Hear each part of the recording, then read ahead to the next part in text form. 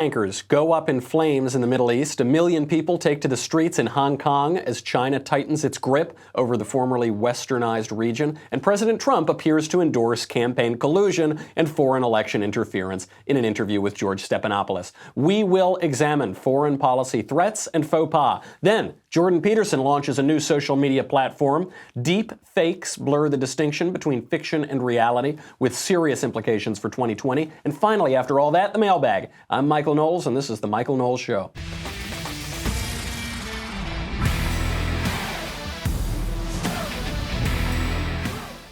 Do we have a busy show today? But first, Ring's mission is to make neighborhoods safer. You know about Ring. I've been telling you about Ring for a long time. They have their smart video doorbells. They have their cameras that protect millions of people everywhere in the world. And most importantly, they let you feel like you're living in the future or the Jetsons or something. Ring helps you stay connected to your home anywhere in the world. So if there's a package delivery or if there's a surprise visitor, you know, anything from your mother-in-law to a burglar, I don't know which one you'd be happier to see, you will get an alert and be able to see, hear, and speak to them all from your phone because of the amazing HD video and two-way audio features on Ring devices. The thing I really like about this too is that Ring uploads all the video to the cloud. So even if you've got a really smart robber who realizes he can just steal your Ring device, he like rips it out of the wall or something, you already got the video so you can catch the guy.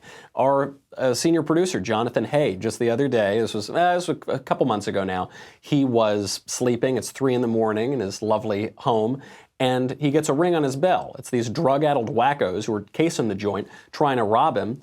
He responds to them. He could have been anywhere in the world, but he was in his bed, and he chases them away. They run away. As a listener, right now, you have a special offer on a Ring starter kit available with a video doorbell and motion-activated floodlight camera. The starter kit has everything you need to start building a ring of security around your home, and it's just super cool. This is why I give it to my friends as a housewarming gift. Go to ring.com/Knowles, Knowles, ring.com/Knowles. Now, before we get to foreign threats in Asia and the Middle East, we have to turn our attention to a foreign threat that has already invaded our country by checking in on the Women's World Cup with our Daily Wire 2 sports correspondent, Jeremy the God King Boring. Yowza, Michael! It's that time of year again, time for the Federación of Something Something Soccer of America World Cup. And this time, Michael, there's ladies. For those of you who don't remember, because you're American, the World Cup is that special tournament wherein grown adult athletes from every corner of the earth, even terribly poor countries and oppressive countries, gather once a year to determine who has taken soccer, that cute game beloved by toddlers and elementary school children everywhere, and have managed somehow, against all odds, to build a team that can score 1 to possibly 2 points more than all of the other teams, and thus be declared the very best at something, which for women's teams means being just slightly worse than an above-average troop of 15-year-old boys. That's not an exaggeration, Michael. Look it up. It's also that special time of year when Democrats and the news media collude with one another to obstruct justice, that sacred state in which individuals receive exactly that to which they are entitled, by demanding that female soccer players be paid the same as their male counterparts. This despite the fact that no one watches them, buys their products, attends their events, or even knew their silly little sport existed until they made headlines for whining about their pay and disrespecting our nation's flag. Female soccer players work just as hard as male soccer players, the pundits shriek, as though the level of effort one puts into a task determines the amount other people are willing to trade in return for the service, and as if male soccer players actually work harder than America's blue-collar laborers who toil in obscurity for less than $75K and just want to watch baseball and be left the hell alone. Of course, in the interest of true justice, Michael, we here at the Daily Wire 2 looked into the accusations that there is indeed unfairness in the system, and we have discovered this shocking truth. According to a reporter at our sister network, the Daily Wire, women's soccer brought in $17 million in ad revenue in 2015. Men's soccer, by contrast, generated 31 times that amount. The previous Women's World Cup, which America's ladies won, generated $73 million in revenue worldwide. The Men's World Cup, also known as the World Cup, grossed upwards of $6 billion. Yes, Michael, that's billion, with a B, a full 82 times more than the more comely female counterparts.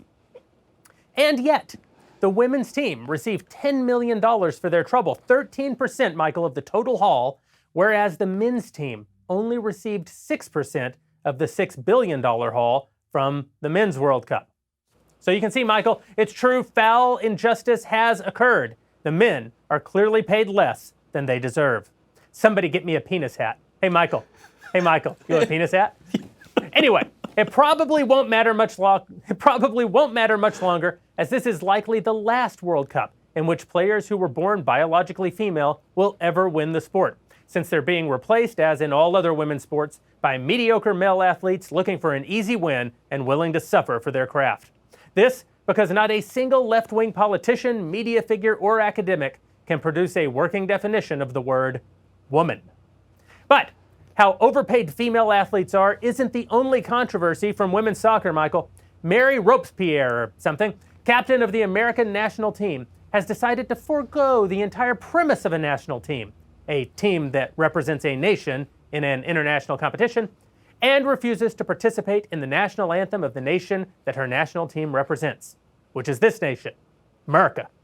With a well-practiced resting bitch face that would be a terrible cliche if she were a lesbian, Mary Rorschach test proved that there is in fact an I in team, and a couple of other letters to boot, by glaring into the middle distance while a 96-year-old veteran of World War II, Harmonica Pete, played the Star-Spangled Banner from his wheelchair. Of course, the right of dour, entitled white women to virtue signal by shunning their nation's banner and heroes before they engage in a children's sport for money and fame is exactly what the heroes of World War II were fighting for. Right, Michael? Right? Of course it wasn't, Michael! They were fighting for national pride, to avenge those murdered in the vicious sneak attack on our forces at Pearl Harbor, to preserve their uniquely Christian and unregulated and free way of life, to defend our allies, to stop the Germans from their second attempt in half a century to dominate the entire globe, and for their brothers beside them doing the same. Are you kidding? If these guys could have seen the disgrace that is Mary Robocop, snarling at Harmonica Pete 75 years after they stormed the beaches of Normandy, and the praise she received from our national media for the insult to their honor, they probably would have called the whole thing off and told us, their grandchildren and great-grandchildren, enjoy speaking German, kids, and playing soccer, like the Germans. The Nazis loved soccer. Yowza, Michael!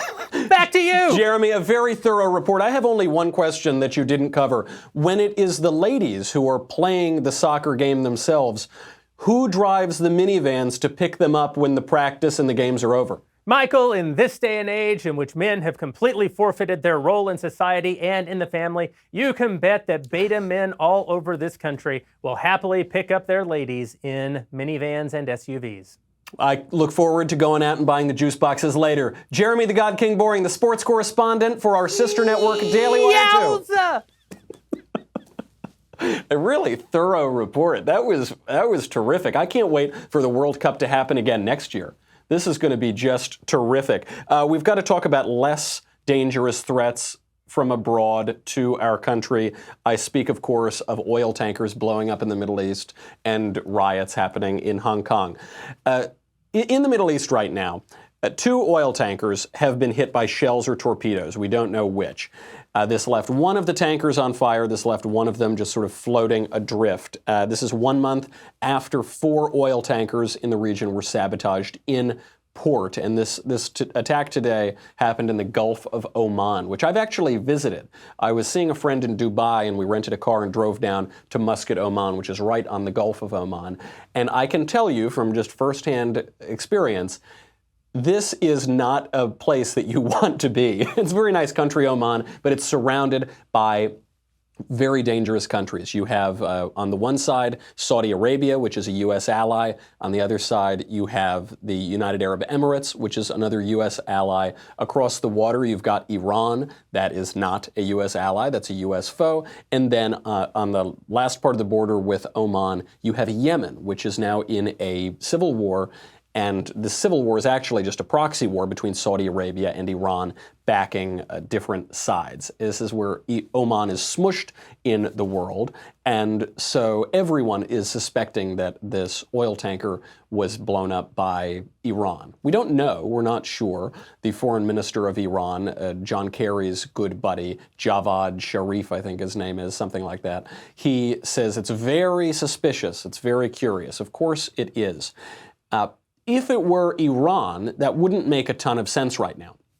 The reason for that is that one of the tankers that got blown up was a Japanese tanker, and the Prime Minister of Japan, Shinzo Abe, just landed in Iran.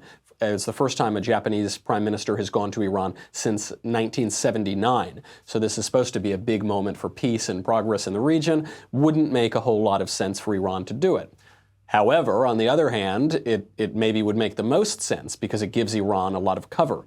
No one would be expecting them to do that at this time, so perhaps that's exactly when they would strike. So you have Iran saying that the timing benefits us, the United States and Saudi Arabia and the American allies, because it gives us leverage in these heightened tensions in the region. Then you have, on the other hand, we say the timing benefits Iran because it gives them cover. The broader context of this is there's been talk of the United States going to war with Iran for some months now. There's been talk about this for years because Iran is developing a nuclear weapon. And the National Security Advisor to Donald Trump has advocated war with Iran for a long time. I love the guy, John Bolton, but when they were negotiating the so-called Iran deal, John Bolton had an op-ed, I think in the New York Times, that said, to stop Iran's bomb, bomb Iran. And so every aspect of this looks suspicious. This is, there is no conclusion. Anyone who tells you there's an easy conclusion from what's going on right now in the Middle East is lying to you. We don't know what's happening. We don't know the prospect of war with Iran. We know that President Trump ran as an anti-war candidate. He doesn't want to go to war with Iran. He's been resisting advisors who have been trying to get him to go to war with Iran, and so we'll see if this puts him over the edge or if he's going to stick to his guns here. On the other side of the world, we've got some trouble in Hong Kong. But first, let me tell you why I feel so good and rested. You know why it is. It's because of Purple Mattress, the greatest bed I've ever slept in, that you need to go get right now. It will feel different than anything you have ever experienced because it's this brand new material. It was developed by rocket scientists. It's not an inner spring like an old mattress. It's not quite a memory foam like some of those newer, cheaper mattresses. This thing is unbelievable. I was super skeptical of it because they say it's firm and soft at the same time. How is that possible? I don't know, but it is. They say it sleeps cool. It doesn't get you too hot at night. How is that possible? I don't know, but that's true. So I get this bed. I almost didn't want to move out my old inner spring bed. I said, I don't know, maybe, I don't know if I want to try that. I'm very particular about my bed. I spend 19 to 24 hours a day in it. So I tried out for one night. I was immediately sold. I threw out my old bed. I have not looked back. I'm recommending this to all of my friends. You are going to love it. You get a 100-night risk-free trial. If you're not fully satisfied, you can return your mattress for a full refund, but you won't want to do that. It's backed by a 10-year warranty, free shipping and returns, free in-home setup and old mattress removal. The thing is just great. I kid you not. I wake up in the morning and I tell sweet little Elisa, I feel so good on my Purple mattress. What did we do before the Purple mattress? It's that good. I don't know how else to convey it to you. You got to try it yourself. Right now, my listeners will get a free Purple pillow with the purchase of a mattress. That's in addition to the great free gifts that they're offering site-wide. How do you do it? Pull out your phone. If you're driving, pull over. Pull out your phone. Text Knowles, Knowles, to 84888. That is the only way to get this free Purple pillow. Text Knowles, Knowles, to 84888. Knowles to 84888. Message and data rates may apply. On the other side of the world right now, over in Hong Kong, upwards of 1 million people have taken to the streets to protest a new bill that would allow extraditions to mainland China. So ostensibly what this is about is if someone commits a crime in China, they can go away to run to Hong Kong and then they won't be extradited. That's not really what this is about. What this is really about is China tightening its grip over a semi-autonomous region known as Hong Kong. Hong Kong is the fourth most densely populated region in the world. This is an international city, a center of global finance, very westernized city, and it's separate. It's a separate administrative region of China, which has its own governing and economic systems for now, but China is encroaching on that. The people there don't identify as Chinese, they identify as Hong Kongers. And how did Hong Kong get to be so great while China's a terrible country? It got to be so great because the British ruled it for 150 years. So this was from the end of the First Opium War in 1842 through 1997, not that long ago. Britain controlled Hong Kong, and it was great. It was awesome. By the end of the 19th century, I guess 1898, Britain signed a 99-year lease with China for Hong Kong. So they said, 99 years, we're going to give this region back. Unfortunately, during that time period, you had the Communist Revolution, you had Mao destroy the entire country, and for some reason, Britain still honored the treaty and gave Hong Kong back, which it probably shouldn't have done. So you have this essentially Western city that is crumbling under Chinese rule. Now China is clamping down even more on this, and obviously this has a lot to do with the United States trade war with China. I mean, you can't take out this fully, largely westernized global financial center right there in China. It's kind of between the East and the West, China tightening its grip. You can't take that out of the context of the major trade war that the United States is finally admitting we're already in with China. China stealing our IP, illegally subsidizing steel and aluminum, violating WTO treaties, spying on us, putting spyware in the technology that they produce for us. This is a major issue, and so they're clamping down on Hong Kong. What does this have to do with the United States? What this has to do with the United States is that you've got tankers going up in flames in the Middle East. You've got a clamping down on a westernized and important financial city just outside of China, outside of mainland China. And then you've got President Trump, for some reason, agreeing to do an interview with former Clinton operative George Stephanopoulos in the Oval Office, and he totally puts his foot in his mouth on foreign policy. Here's what he said. Son Don Jr. is up before the Senate Intelligence Committee today, and again, he was not charged with anything. In retrospect, though, by the way, not only wasn't he charged, if you read it, with all of the horrible fake news, I mean, I was reading that my son was going to go to jail. This is a good young man, that he was going to go to jail. Don Jr. had been caught up in the Russia investigation because of that Trump Tower meeting in 2016, which he set up expecting to get dirt on Hillary Clinton from the Russian government. Okay, let's put yourself in a position. You're a congressman. Somebody comes up and says, hey, I have information on your opponent. Do you call the FBI? I don't think. Coming from I'll tell you Russia, what, you do? I've seen a lot of things over my life. I don't think in my whole life I've ever called the FBI. In my whole life, you don't call the FBI. Life doesn't work that way. The FBI director says that's what should happen. The FBI director is wrong because, frankly, it doesn't happen like that. Okay, so far, you see what Stephanopoulos is doing. He's setting it up and he's getting Donald Trump into this personal territory because Don Jr. ostensibly set up that Russia meeting at Trump Tower. And so there were all these threats that they're going to throw Don Jr. in prison. So Stephanopoulos gets Trump on this very defensive, very personal ground. Should your son go to prison? Did your son break the law? Did he do something wrong? So Trump, obviously, very loyal, especially to his kids, he says, no way, they didn't do anything wrong. This is completely fine. If someone came up to you and said, we've got dirt on your opponent, obviously you'd take the meeting. And by the way, everybody in the country would take that meeting. It's not just Donald Trump. If someone says, I got dirt on your opponent, you're running for office, you take it. Of course you take the meeting. Now,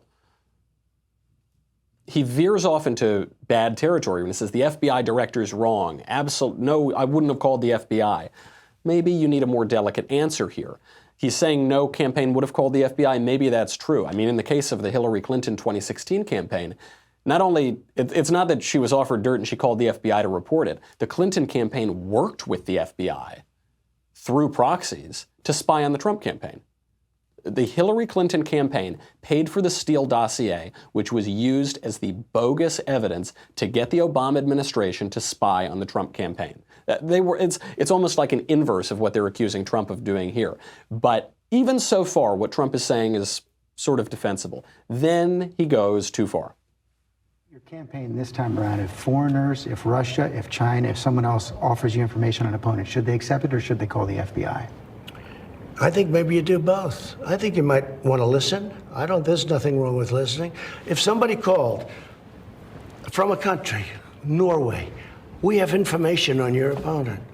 Oh, I think I'd want to hear it. You want that kind of interference in our elections? It's not an interference. They have information. I think I'd take it. This was a total setup question. I mean, a really tough question to be in from Stephanopoulos, and President Trump blew it. It's a bad look to say, yeah, I want foreign governments to give me dirt on my opponents. You don't want to encourage them to give you dirt on your opponents because then you owe the foreign governments. And by the way, Trump didn't do this.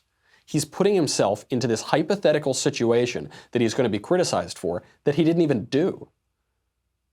It's just a bad political look because now the left and the anti-Trump right are in hysterics and they're saying he's not a patriot and he's a traitor to his country. That's not the issue. The actual thing he's talking about isn't even the issue. Every country interferes in every other country's elections. Countries interfere with each other. They do it all the time.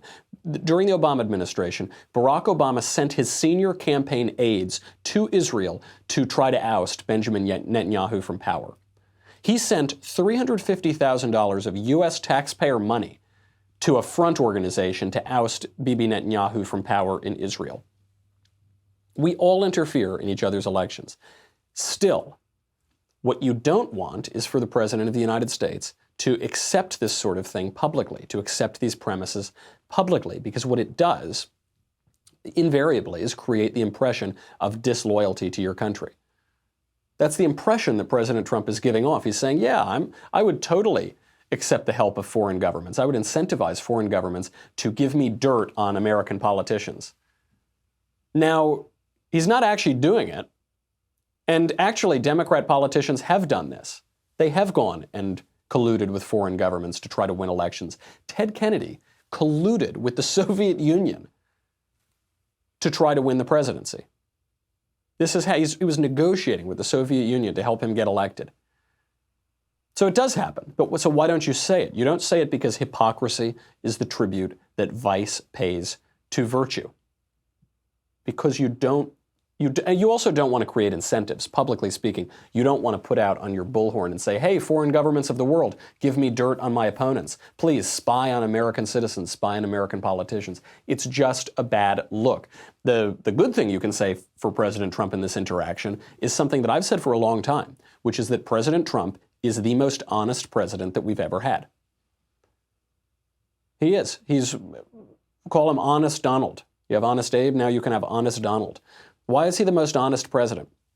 Because President Trump brags about doing all the bad things and thinking all the bad things that all the other presidents have also done, but they've hidden. He's open about it. He's honest about it. Obviously, any politician, what he said is practically true. If you're even the president or you're running a campaign and someone comes up to you and says, we got dirt on your opponent, let's say it's some Norwegian lawyer. Maybe he's got ties to the Norwegian government. He says, I got a ton of dirt on your opponent. 100% of political campaigns take that meeting and take the dirt. They hear him out. As Trump said, maybe they call the FBI after, maybe they don't, who knows. 100% of campaigns do it. Only this guy would actually admit to wanting to do that or to actually doing that. In some ways, this is refreshing. I actually do think this has some positive effect on our political discourse because it just knocks away so much BS, so much preening falsehood.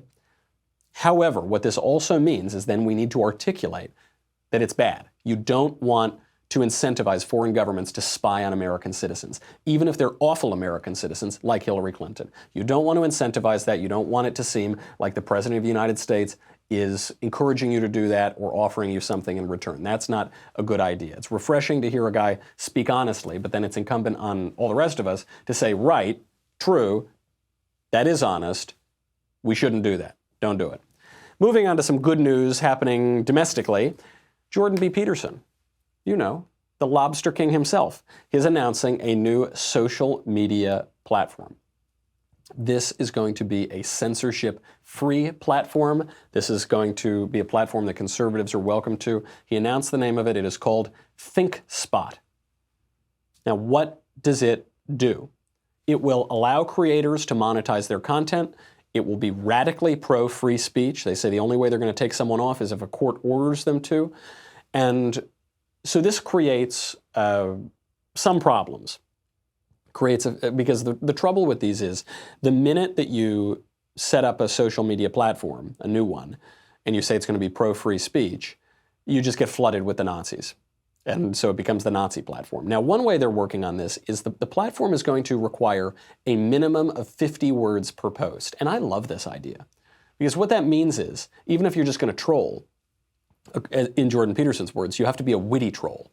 You have to use your brain. You have to use words. You have to offer some even sort of vaguely substantive idea. I like that. So is it going to work?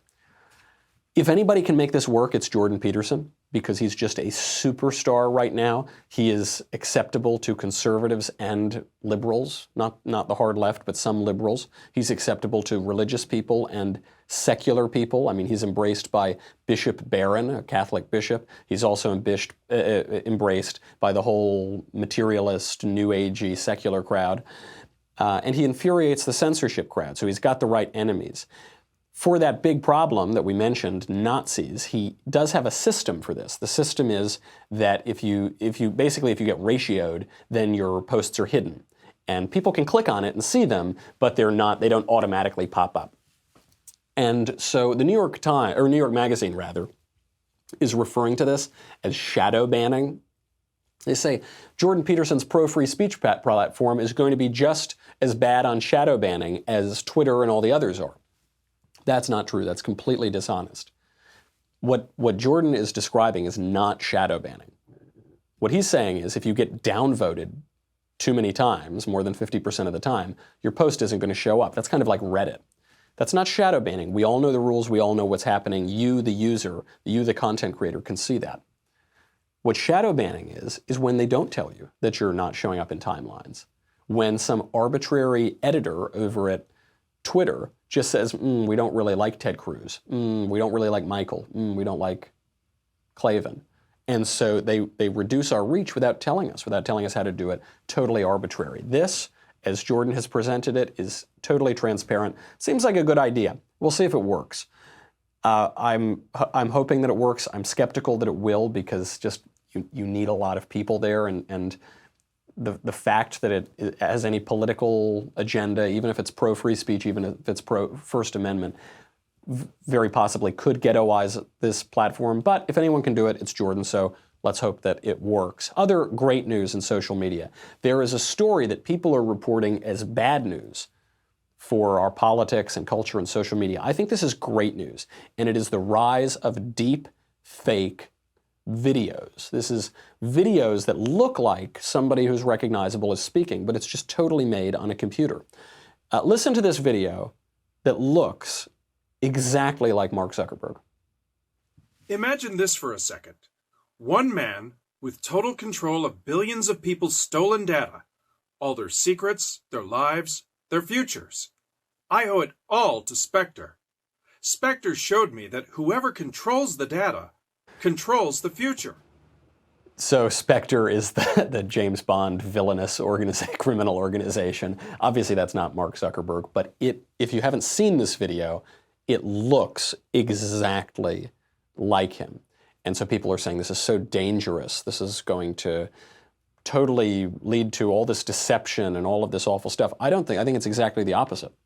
I think that this is going to force people to not believe everything they see on the internet. Because the left already twists video on the internet. They twist it outrageously. You remember those Covington kids? The nice kid with the MAGA hat on, and he was standing at the memorials in D.C., and the media played a 20-second clip of it, and they said these kids were attacking an elderly Indian. They were accosting him. They were accosting black demonstrators, civil rights demonstrators. And then what happened? We saw the whole video, and it was exactly the opposite. But the media used that video and spun a narrative. That's how the media can do that. How about Planned Parenthood videos? Not only do the media and the left take a video and twist it to say that it's the opposite of what it is, they'll take a video where we can see exactly what's happening and tell us that we can't believe our own lying eyes. They did this with an investigation into Planned Parenthood that showed Planned Parenthood was selling baby parts. Here's the video. A lot of people want intact parts these days because they're looking for specific nodes, AB nodes, SA. I was like, wow, I didn't even know. Good for them. Yesterday was the first time she said people wanted lungs. And then, like I said, always as many intact livers as possible. People just want livers. Some people want lower extremities too, which that's simple. I mean, that's easy. I don't know what they're doing with it. I guess they want muscle. But Yeah, a dime a dozen. What would you expect for intact tissue? What sort of compensation? What sort of... Well, why don't you start by telling me what you're used to paying? Years since I talked about compensation, so let me just figure out what others are getting, and if this is in the ballpark, then that's fine. If it's still low, then we can talk about it. You would. I want a Lamborghini. I said I want a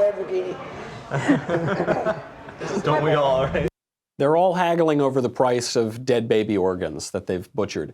And then she jokes, I want a Lamborghini, ha ha ha. You can see it. You can see hours of this video. The mainstream media and the left said it was selectively edited. It's don't believe your eyes, don't believe your lying eyes. I think deepfakes are great.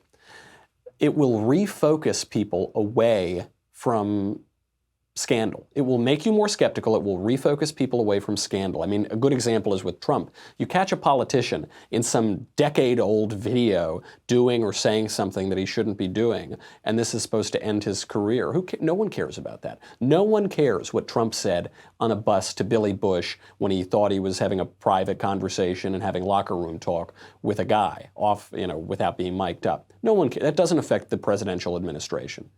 Now, with deepfakes, what's going to happen is everyone's going to say this isn't real, or you can't believe that it's real.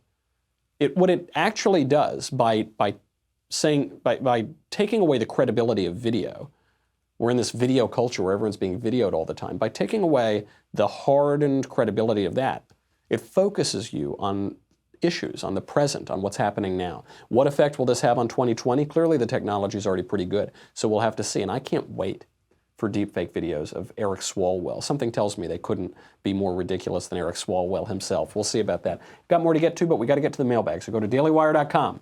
$10 a month, $100 for an annual membership. You get everything. You get all the shows. You get Another Kingdom. You get the Leftist Tears tumbler. I can't wait to have a deepfake of Joe Biden sipping out of a delicious Leftist Tears tumbler. They'll